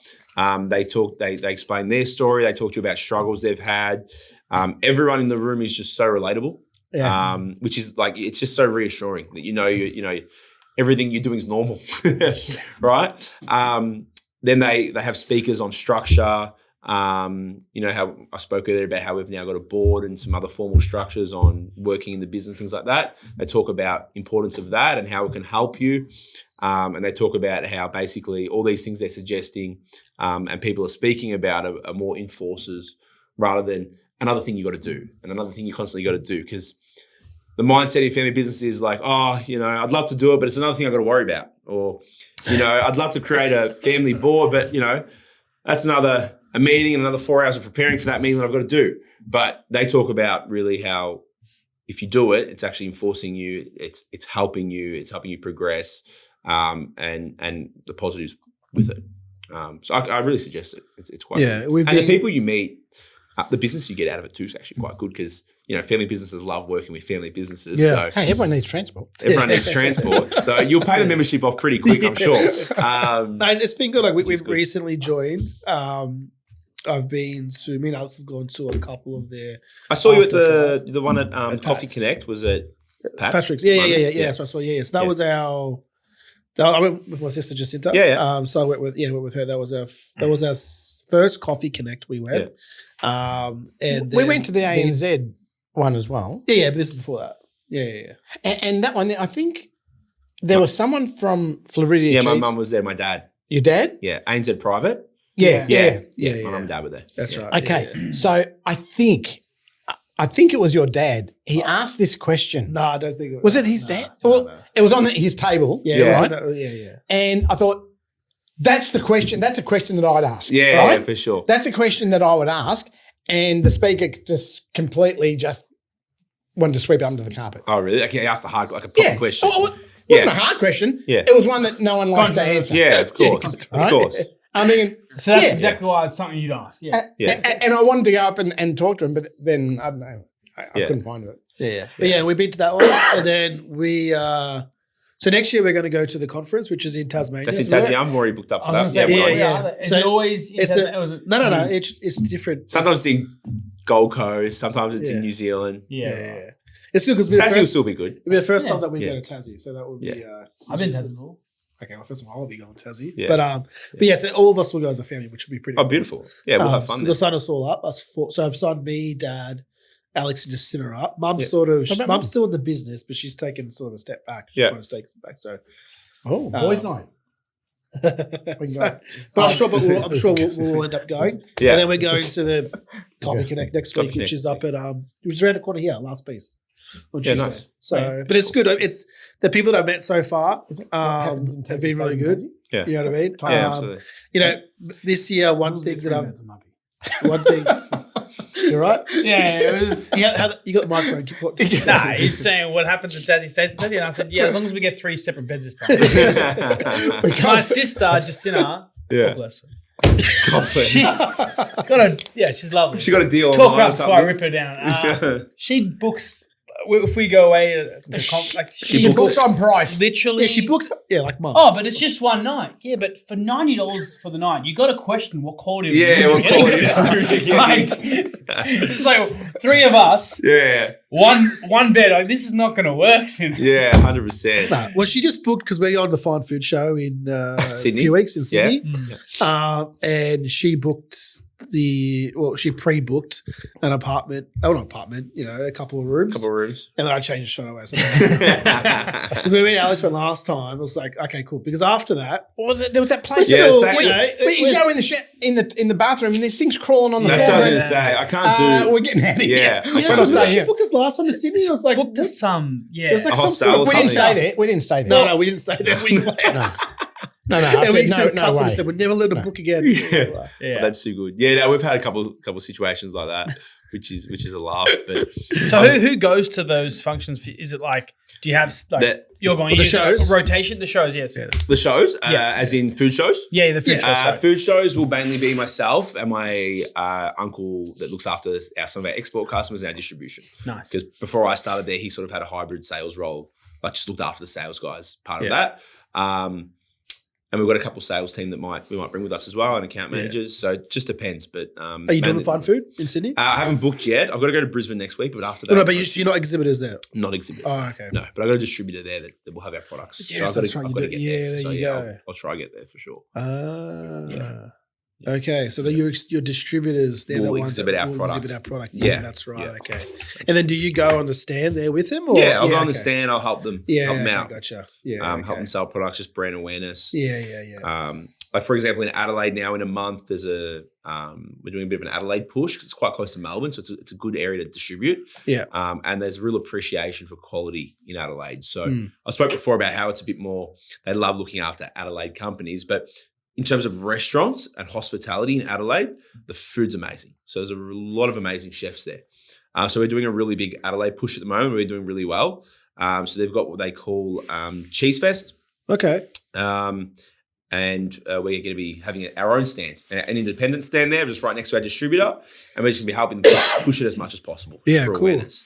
So we do things like that as well, which supports things. Oh. Yeah, cool. Yeah. How do you overcome a family member constantly flaunting company rules, especially the last family member in the difference? Could be a 10-year span. He's not naming Alex, but I think he's naming Alex. No, I haven't. I think the viewer. Did you write that? Well, be careful because I'm within arm's reach right now. Did you write that? A 10-year span. What's the difference between you and Jacinta? 10 years. That's coincidence. That's coincidence. So I want to know from. Yeah. No. I want to know how would you deal with that? I know how we deal with it. We deal with it really badly. So I'll give us a bit of dynamics about us, I guess. Yeah. You brought that well. So I met Jacinta on Friday night, by the way. Yeah. I told you Freda's sent me a picture and see my mum in the photo. Yeah. So me and Alex, we're one of 4 siblings. Yep. Right. What's all 4 siblings? So it goes Jacinta, who's the oldest, and then it goes me. Then it goes our other sister, Rebecca, who's not in the family business. Yep. And then there's she's not in the family. She's slow. She's slowly transitioning into the fan business now. Yeah, she's not. Yeah, she's learning to do something. Yeah, she's okay. All right, she is. Oh, bad. I don't know anything. And then then there's Alex. So between and we're all from Jacinta to me to Rebecca, all 3 years apart. Oh, okay, all 3 years apart. And then I think Rebecca and Alex are 4. Okay, so how old is Jacinta? 33. 33. She turns 34 this year. Yeah, and I turned 24 this year. So we're 10 years apart. So 34, then I'll be 31. Rebecca's 28. She'll be, or she'll be 28. I think she just. And then Alex will be. How old are you? Yeah, I'll be 24 this year. Wait, 23. I keep thinking. Yeah, I'm 23. Yeah, I'll be 24 this year. Yeah. So the question was, how do you discipline? Yeah, basically, yeah. Yeah, because Alex has we've sacked him about 3 times. Yeah, he's still here. Back. Okay. Yeah. I got a glowing recommendation from Mum. So what's Jacinta's role? Sorry, so Jacinta's head of our QA now. Oh, okay. She doesn't look. as you know, that's their title, but they do some hybrids. Yeah, but her title right now is head of QA, as in quality assurance. Yeah. Cool. Yeah, and she also looks after our compliance guy. We've got a full-time compliance guy. Of course. Yeah, it's the same thing. Yeah, that's right. Part of it. All the TMS management of the trucks and everything. Yeah. How would I do it? But do you report to Jacinta? No. I sort of like to think she reports to me. It's not really.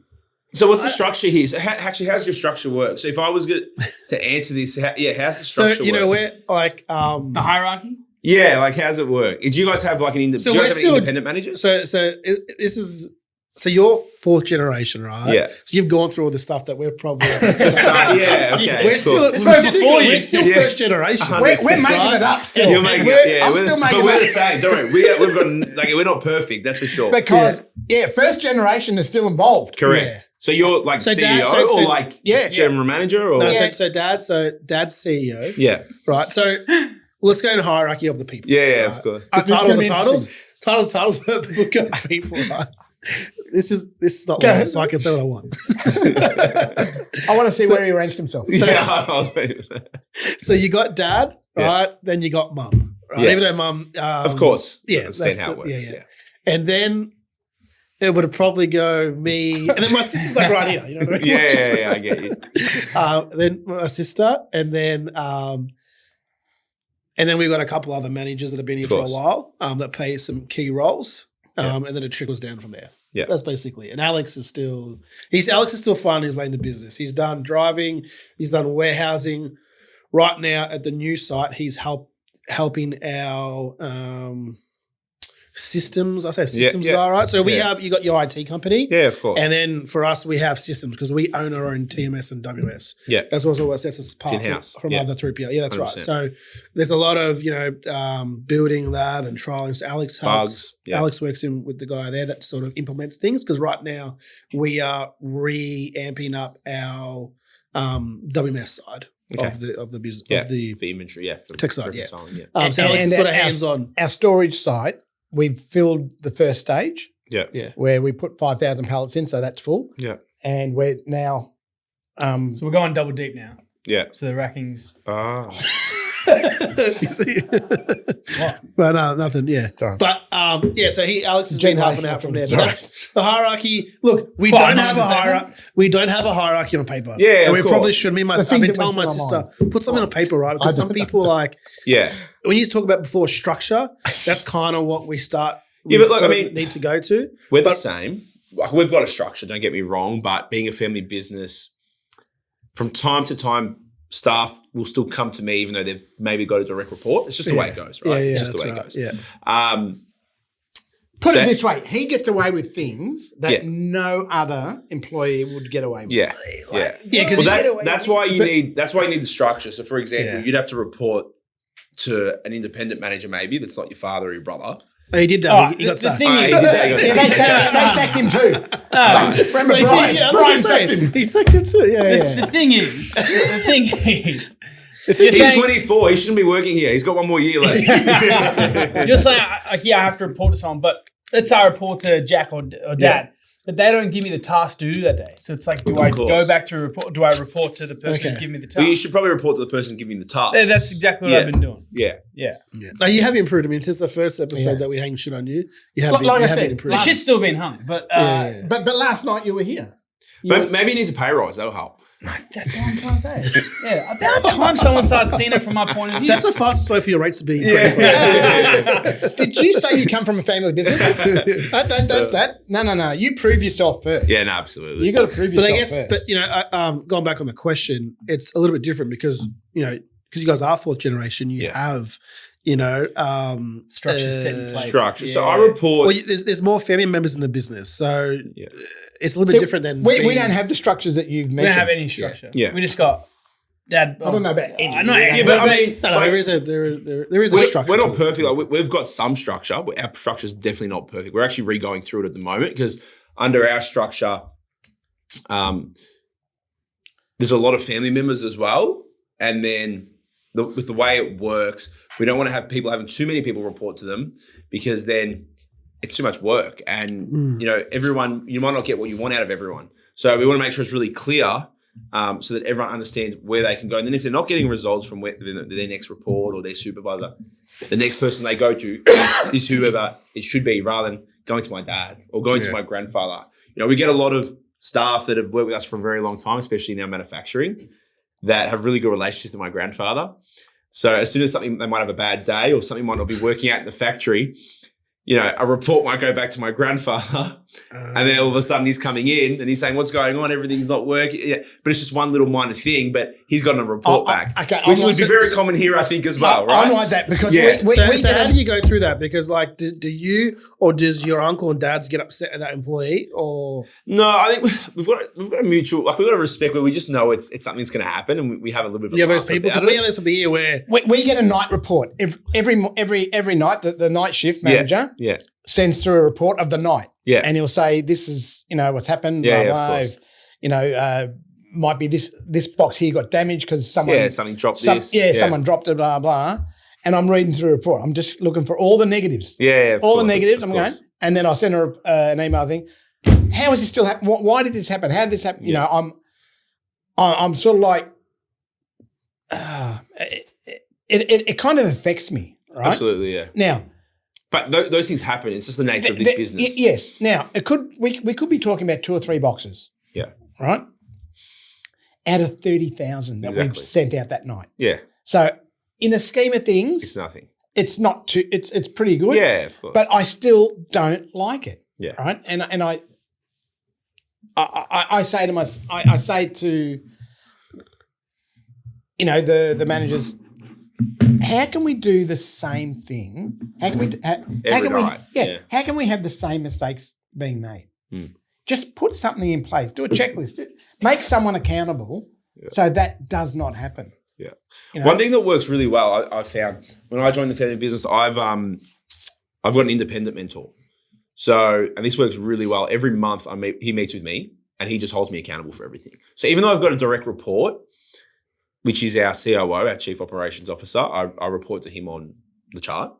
I've got an independent mentor. He's actually our ex-banker as well for the business, but he's got a lot of experience because he was a CEO of a bank as well. He's worked with a lot of other big family businesses. I won't say who they are, but they're very well known. So he understands family dynamics.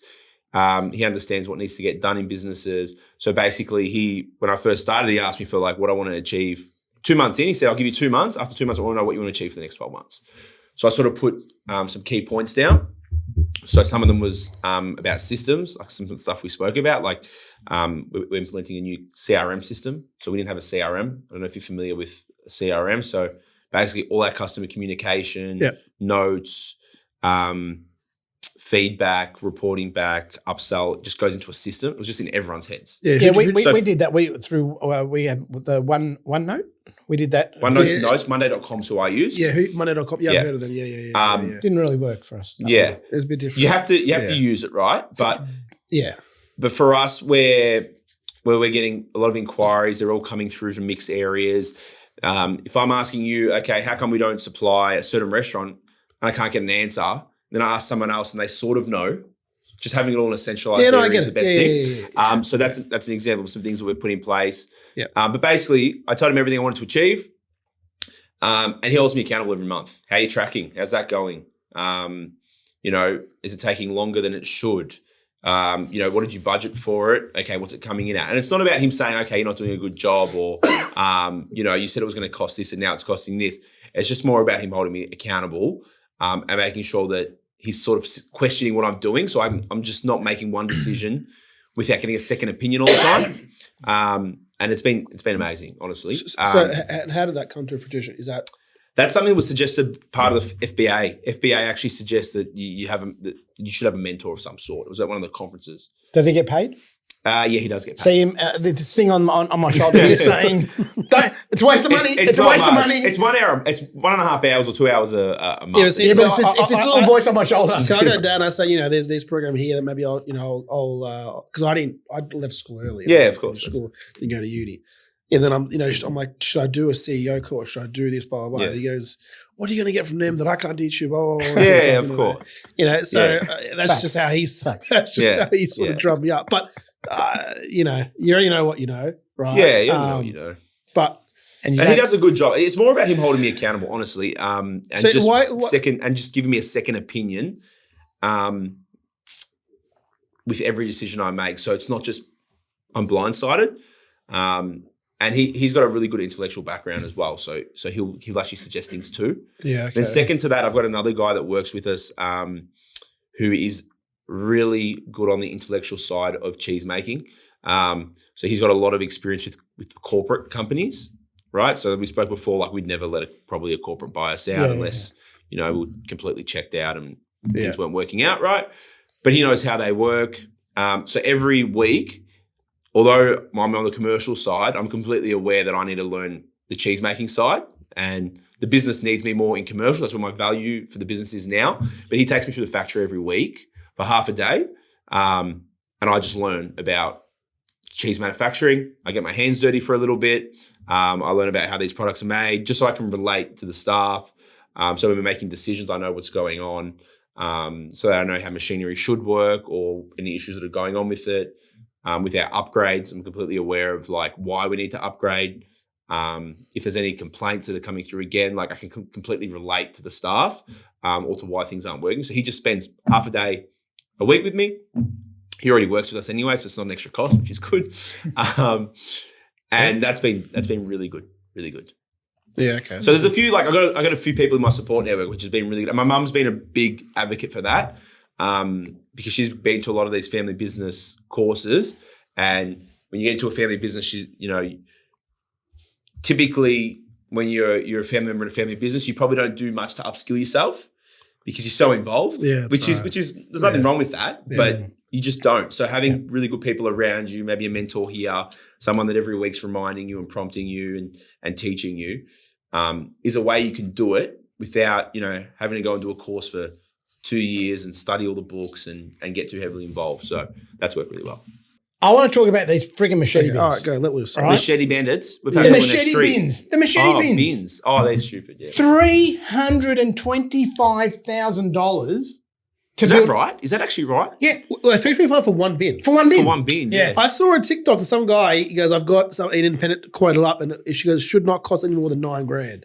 I saw someone say $8,000. He's given it to his contractors, $8,000. So I want to know which CFMEU person got the contract. I want to know. $325K for one bin. For one bin. Yeah, it's cost $13 million. All right? $13 million. All right? So who got the contract? But who puts their own machete in the bin? Well, the thing is, they need police stations under licensed CCTV. I don't get it. The whole point is they put the bins up to promote people to get rid of their machetes because they want less machete violence. Okay, fair. Who's going to fucking walk up to a police shop with a machete? Yeah, they're talking about, they're saying that they're going to get stupid. Now, if you get pulled over and you got one in the car, I'm pretty sure what are you going to say? I'm on my way to dispose it. Oh, yeah, dispose it. True. But I think they did try this in UK, but the reason why it worked a bit from what I read they paid them for is they paid them for it. Like we're not even offering to pay. Yeah. But hang on. But the whole you're missing the point. $325,000 for a bin. Each bin. And how many mils was You can buy a shipping container second hand for $3,000. For $3,000. You can buy a shipping container. All right? 100%. Who said yes?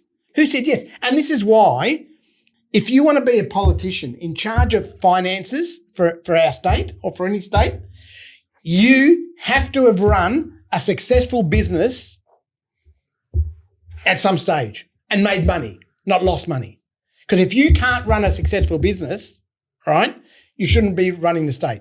Because all they do is they don't care. Oh, yep. What's your price? $325,000? Yeah, that sounds good. In whose mind does a $325,000 bin, machete bin, that's going to be used for how long, right? In whose mind is that okay? The person that's getting the kickback from. That's who it's okay from. And that's why I said I want to know who got the contract to do these bins. And you'll find there's major kickbacks there, and that's bullshit. That is bullshit. They'll email you. I want to know. I actually want to know. You want to talk about bail laws? Are they in the news again? Oh, the bail. Yeah. Wow. Okay. Sorry, man. I'll try to speed aside. I'm conscious of the time. You do the crime, you should do the time, right? Now, if someone gets caught doing the wrong thing and they're out on bail, if they're out on bail and they get caught again, there should be an automatic, you're going to jail. You go to jail. There should be no catch and release thing, catch and release. Because the police are fed up. They don't like doing it. You know, I spoke to this guy, I won't mention his name, but he was doing a job at this, I think it's Little River. There must be a youth. Between Geelong and there must be a youth facility there, criminal detention centre. Now, I think it holds something like about 300 people, and there was only 15 people there. There was 15 people there. And they came out and they were abusing this guy and doing this, and the guards are saying, yeah, just ignore it. And he goes, well, where's the discipline? And apparently they can run rampant, they can abuse people, they can do whatever they like. Aren't they in a little... No, they can't actually get punished. Like they're not allowed to leave. I think that's the punishment. Is that punishment? Is it? Explain how it's not.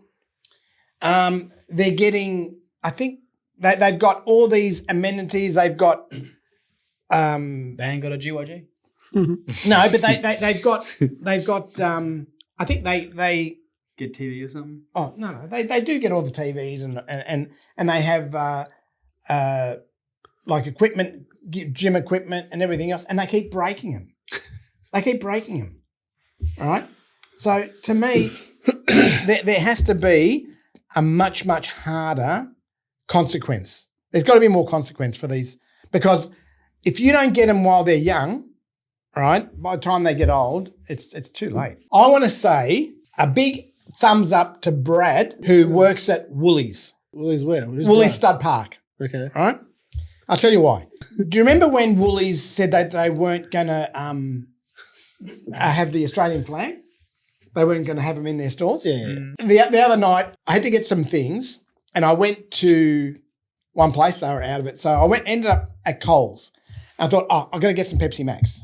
And I said to the guy, can you get me 4 boxes of Pepsi Max? I don't want to take them out of the shelf. They only had 7 2-litres left, right? So I have a look, is there a special on the 1.25s on there? Because sometimes the 1.25s are cheaper than the 2 litres, right? I took the 7 bottles and they were, I think it was $3.80. They've gone to $3.80, which is another thing I'll talk about in a sec. Okay, Woolies is just here. You know what? I don't want to come out again. I'm going to break my thing. I'm going to go into Woolies and get them, right? So I go into Woolies and I look at the drink aisle and I see a guy putting stuff out on the shelves. And I went up to him and said, can you get me, say, 5 boxes of the 2-litre Pepsi Max? He goes, I'll just go and have a look if we've got it. If we've got them, no problem. So he went out and it was 2 for X amount, right? 1.25 was $3.50, 2 for something. And then Woolies had, they were the same price apart from the 1.25s. The 1.25s, it was 3 for something. So I'm looking at the per litre value and the 1.25s were actually cheaper than the 2 litres. So anyway, this guy is coming back with the 2 litres. I said, you're going to hate me, but I've just looked at the ticket and the 1.25s are actually cheaper. So can you get me 8 boxes of the 1.25s and put them back? He goes, no problem. Super nice. Yeah. So Brad. And when he came back, I said, thank you very much. What's your name? Brad. I said, Brad, thank you very much. I appreciate, you going to all this trouble for me. Did you leave him a Google review? shook hands and everything. And he goes, I'll help bring it to your car if you want. I said, no, I'm fine. Don't, And he goes, I'm going to leave it up the front for you. So I went up the front. Sure enough, they're on the trolley up there. And he sees me. He comes up and he goes, I'll help you to your car. Right? So I thought, okay. So he helped me. And I said, my car is on the other side of the car park, just so you know. He goes, it's okay. Right? So he helped me. He helped me. He put it in the boot of my car. Now, that act from Brad has changed my opinion on Woolies. Yeah. So now, well done, Brad. No, I'm serious. Hero of the Don't week. make fun of Brad. No, it's local hero, I'm saying. Because it's uncommon. The world needs more Brad. Yeah. It does. Did you go take him out for lunch? You tip him? Yeah. He's already done more than your son. You see, That's true. I would have said, Brad's putting you on blast. 2 litre would have come out. I said, 2, 3, I don't care. We'll put it in the car. Now, the price, let's go to the price now. Pre-COVID, Pepsi Max for 2 litres was $2, right? $2 for 2 litres. In the space of a few years, how has it gone up to $3.50 for a 1.25? Inflation. No way. No, someone's making money off Pepsi Max. I think... No, Yeah. there is no way. Costs have gone up. There is Costs have no... gone up. Think about Our it. costs have gone up. Trust has gone up. So obviously Not that much. Not that much. They get people hooked and then they check the I price think up. he needs another one. He needs to calm down. How can the government tell a business what they can and can't do?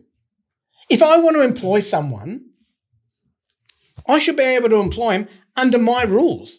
Why do I have to go by what the government, who can't even run the state, who's sending us broke, why do I have to? And this is why we're going broke as a state. Machete bins, 321, yep, sounds like a good idea, tick. Working from home, yep, tick. Stuff the productivity, right? It's productivity, the lack of productivity that is ruining the state. So lack of productivity. They're saying they have to work from home?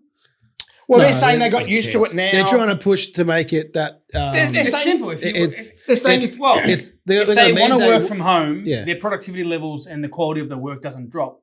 The government's trying to say it's a right. And your employer, and you as the employer says, yeah, you can work home, go for it. No, but now the government's trying to say we're going to make it a right for them to work from home for 1 day a week. Me as an employer, I have no right. Yeah. I have no say in whether or not you work from home. Our job's an on-site thing. You can't work from home. No. But like that's pretty. Okay. The provision. I must be missing something. No. The provision is if you can work from home. Yeah. It's like one of the girls in the office, like Grace. She's in the office. If she wants to work from home, so you got customer service, you got accounts. You know, you got certain things that are just at the desk. She needs to look at like marketing. You know. Yeah. So our policy's a little bit unique. We're of the opinion that our factory workers have to come in. Our distribution team has to come in. Our transport team has to come in. So the expectation is that our office staff I want to see the truck drivers work from home. Yeah. So our expectation, if that's fair for everyone in those roles, that our office staff come in. Now we've got a couple in there that have different circumstances that we allow one day at the moment, on a case by case. Yeah. But as an overall consensus, even when we are hiring, it's look, we really expect you here because we've got our factory workers that are here. You know, they're showing up every day. Distribution teams, we've got shop staff here. We want the environment for everyone to come to work and get away from home. We want to be able to speak to you in person. Yeah. Okay. So now how do you feel as a business owner if the government says to you, no, we don't care what you want to do in your business. If those people want to work from home, it's their right. And this to work from home. Yeah. So if that's bullshit. That's right. So that's the whole argument. It's not we allow someone to work and they want to work and we say it's okay, right?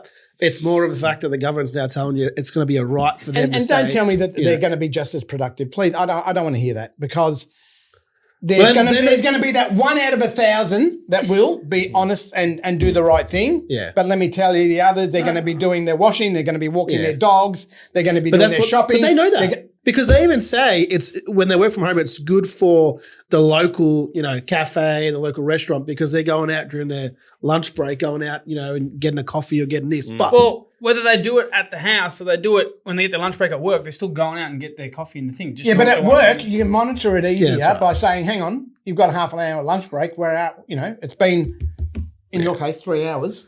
That's the whole issue with it, Alex. Yeah. No. When they're home. Didn't I get your lunch there? I didn't see you upset when you were eating it. He was here. What are you talking about? If you're home, that was terrible. And you go out for an extended lunch. Oh, okay. Yeah, a jack lunch break. How do you monitor that? We just got to go by the honesty system, and let me tell you, productivity is suffering. And I think we will end it there. I was like, I can feel steam coming off you.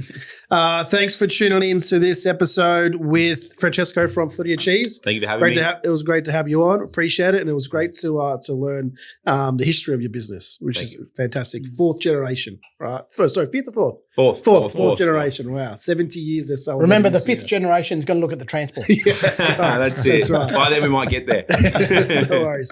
And Dad, thanks as always, and Alex, thank you for joining. And we'll catch you guys next time. And keep up to date with our socials. And we'll see you next time. Thanks.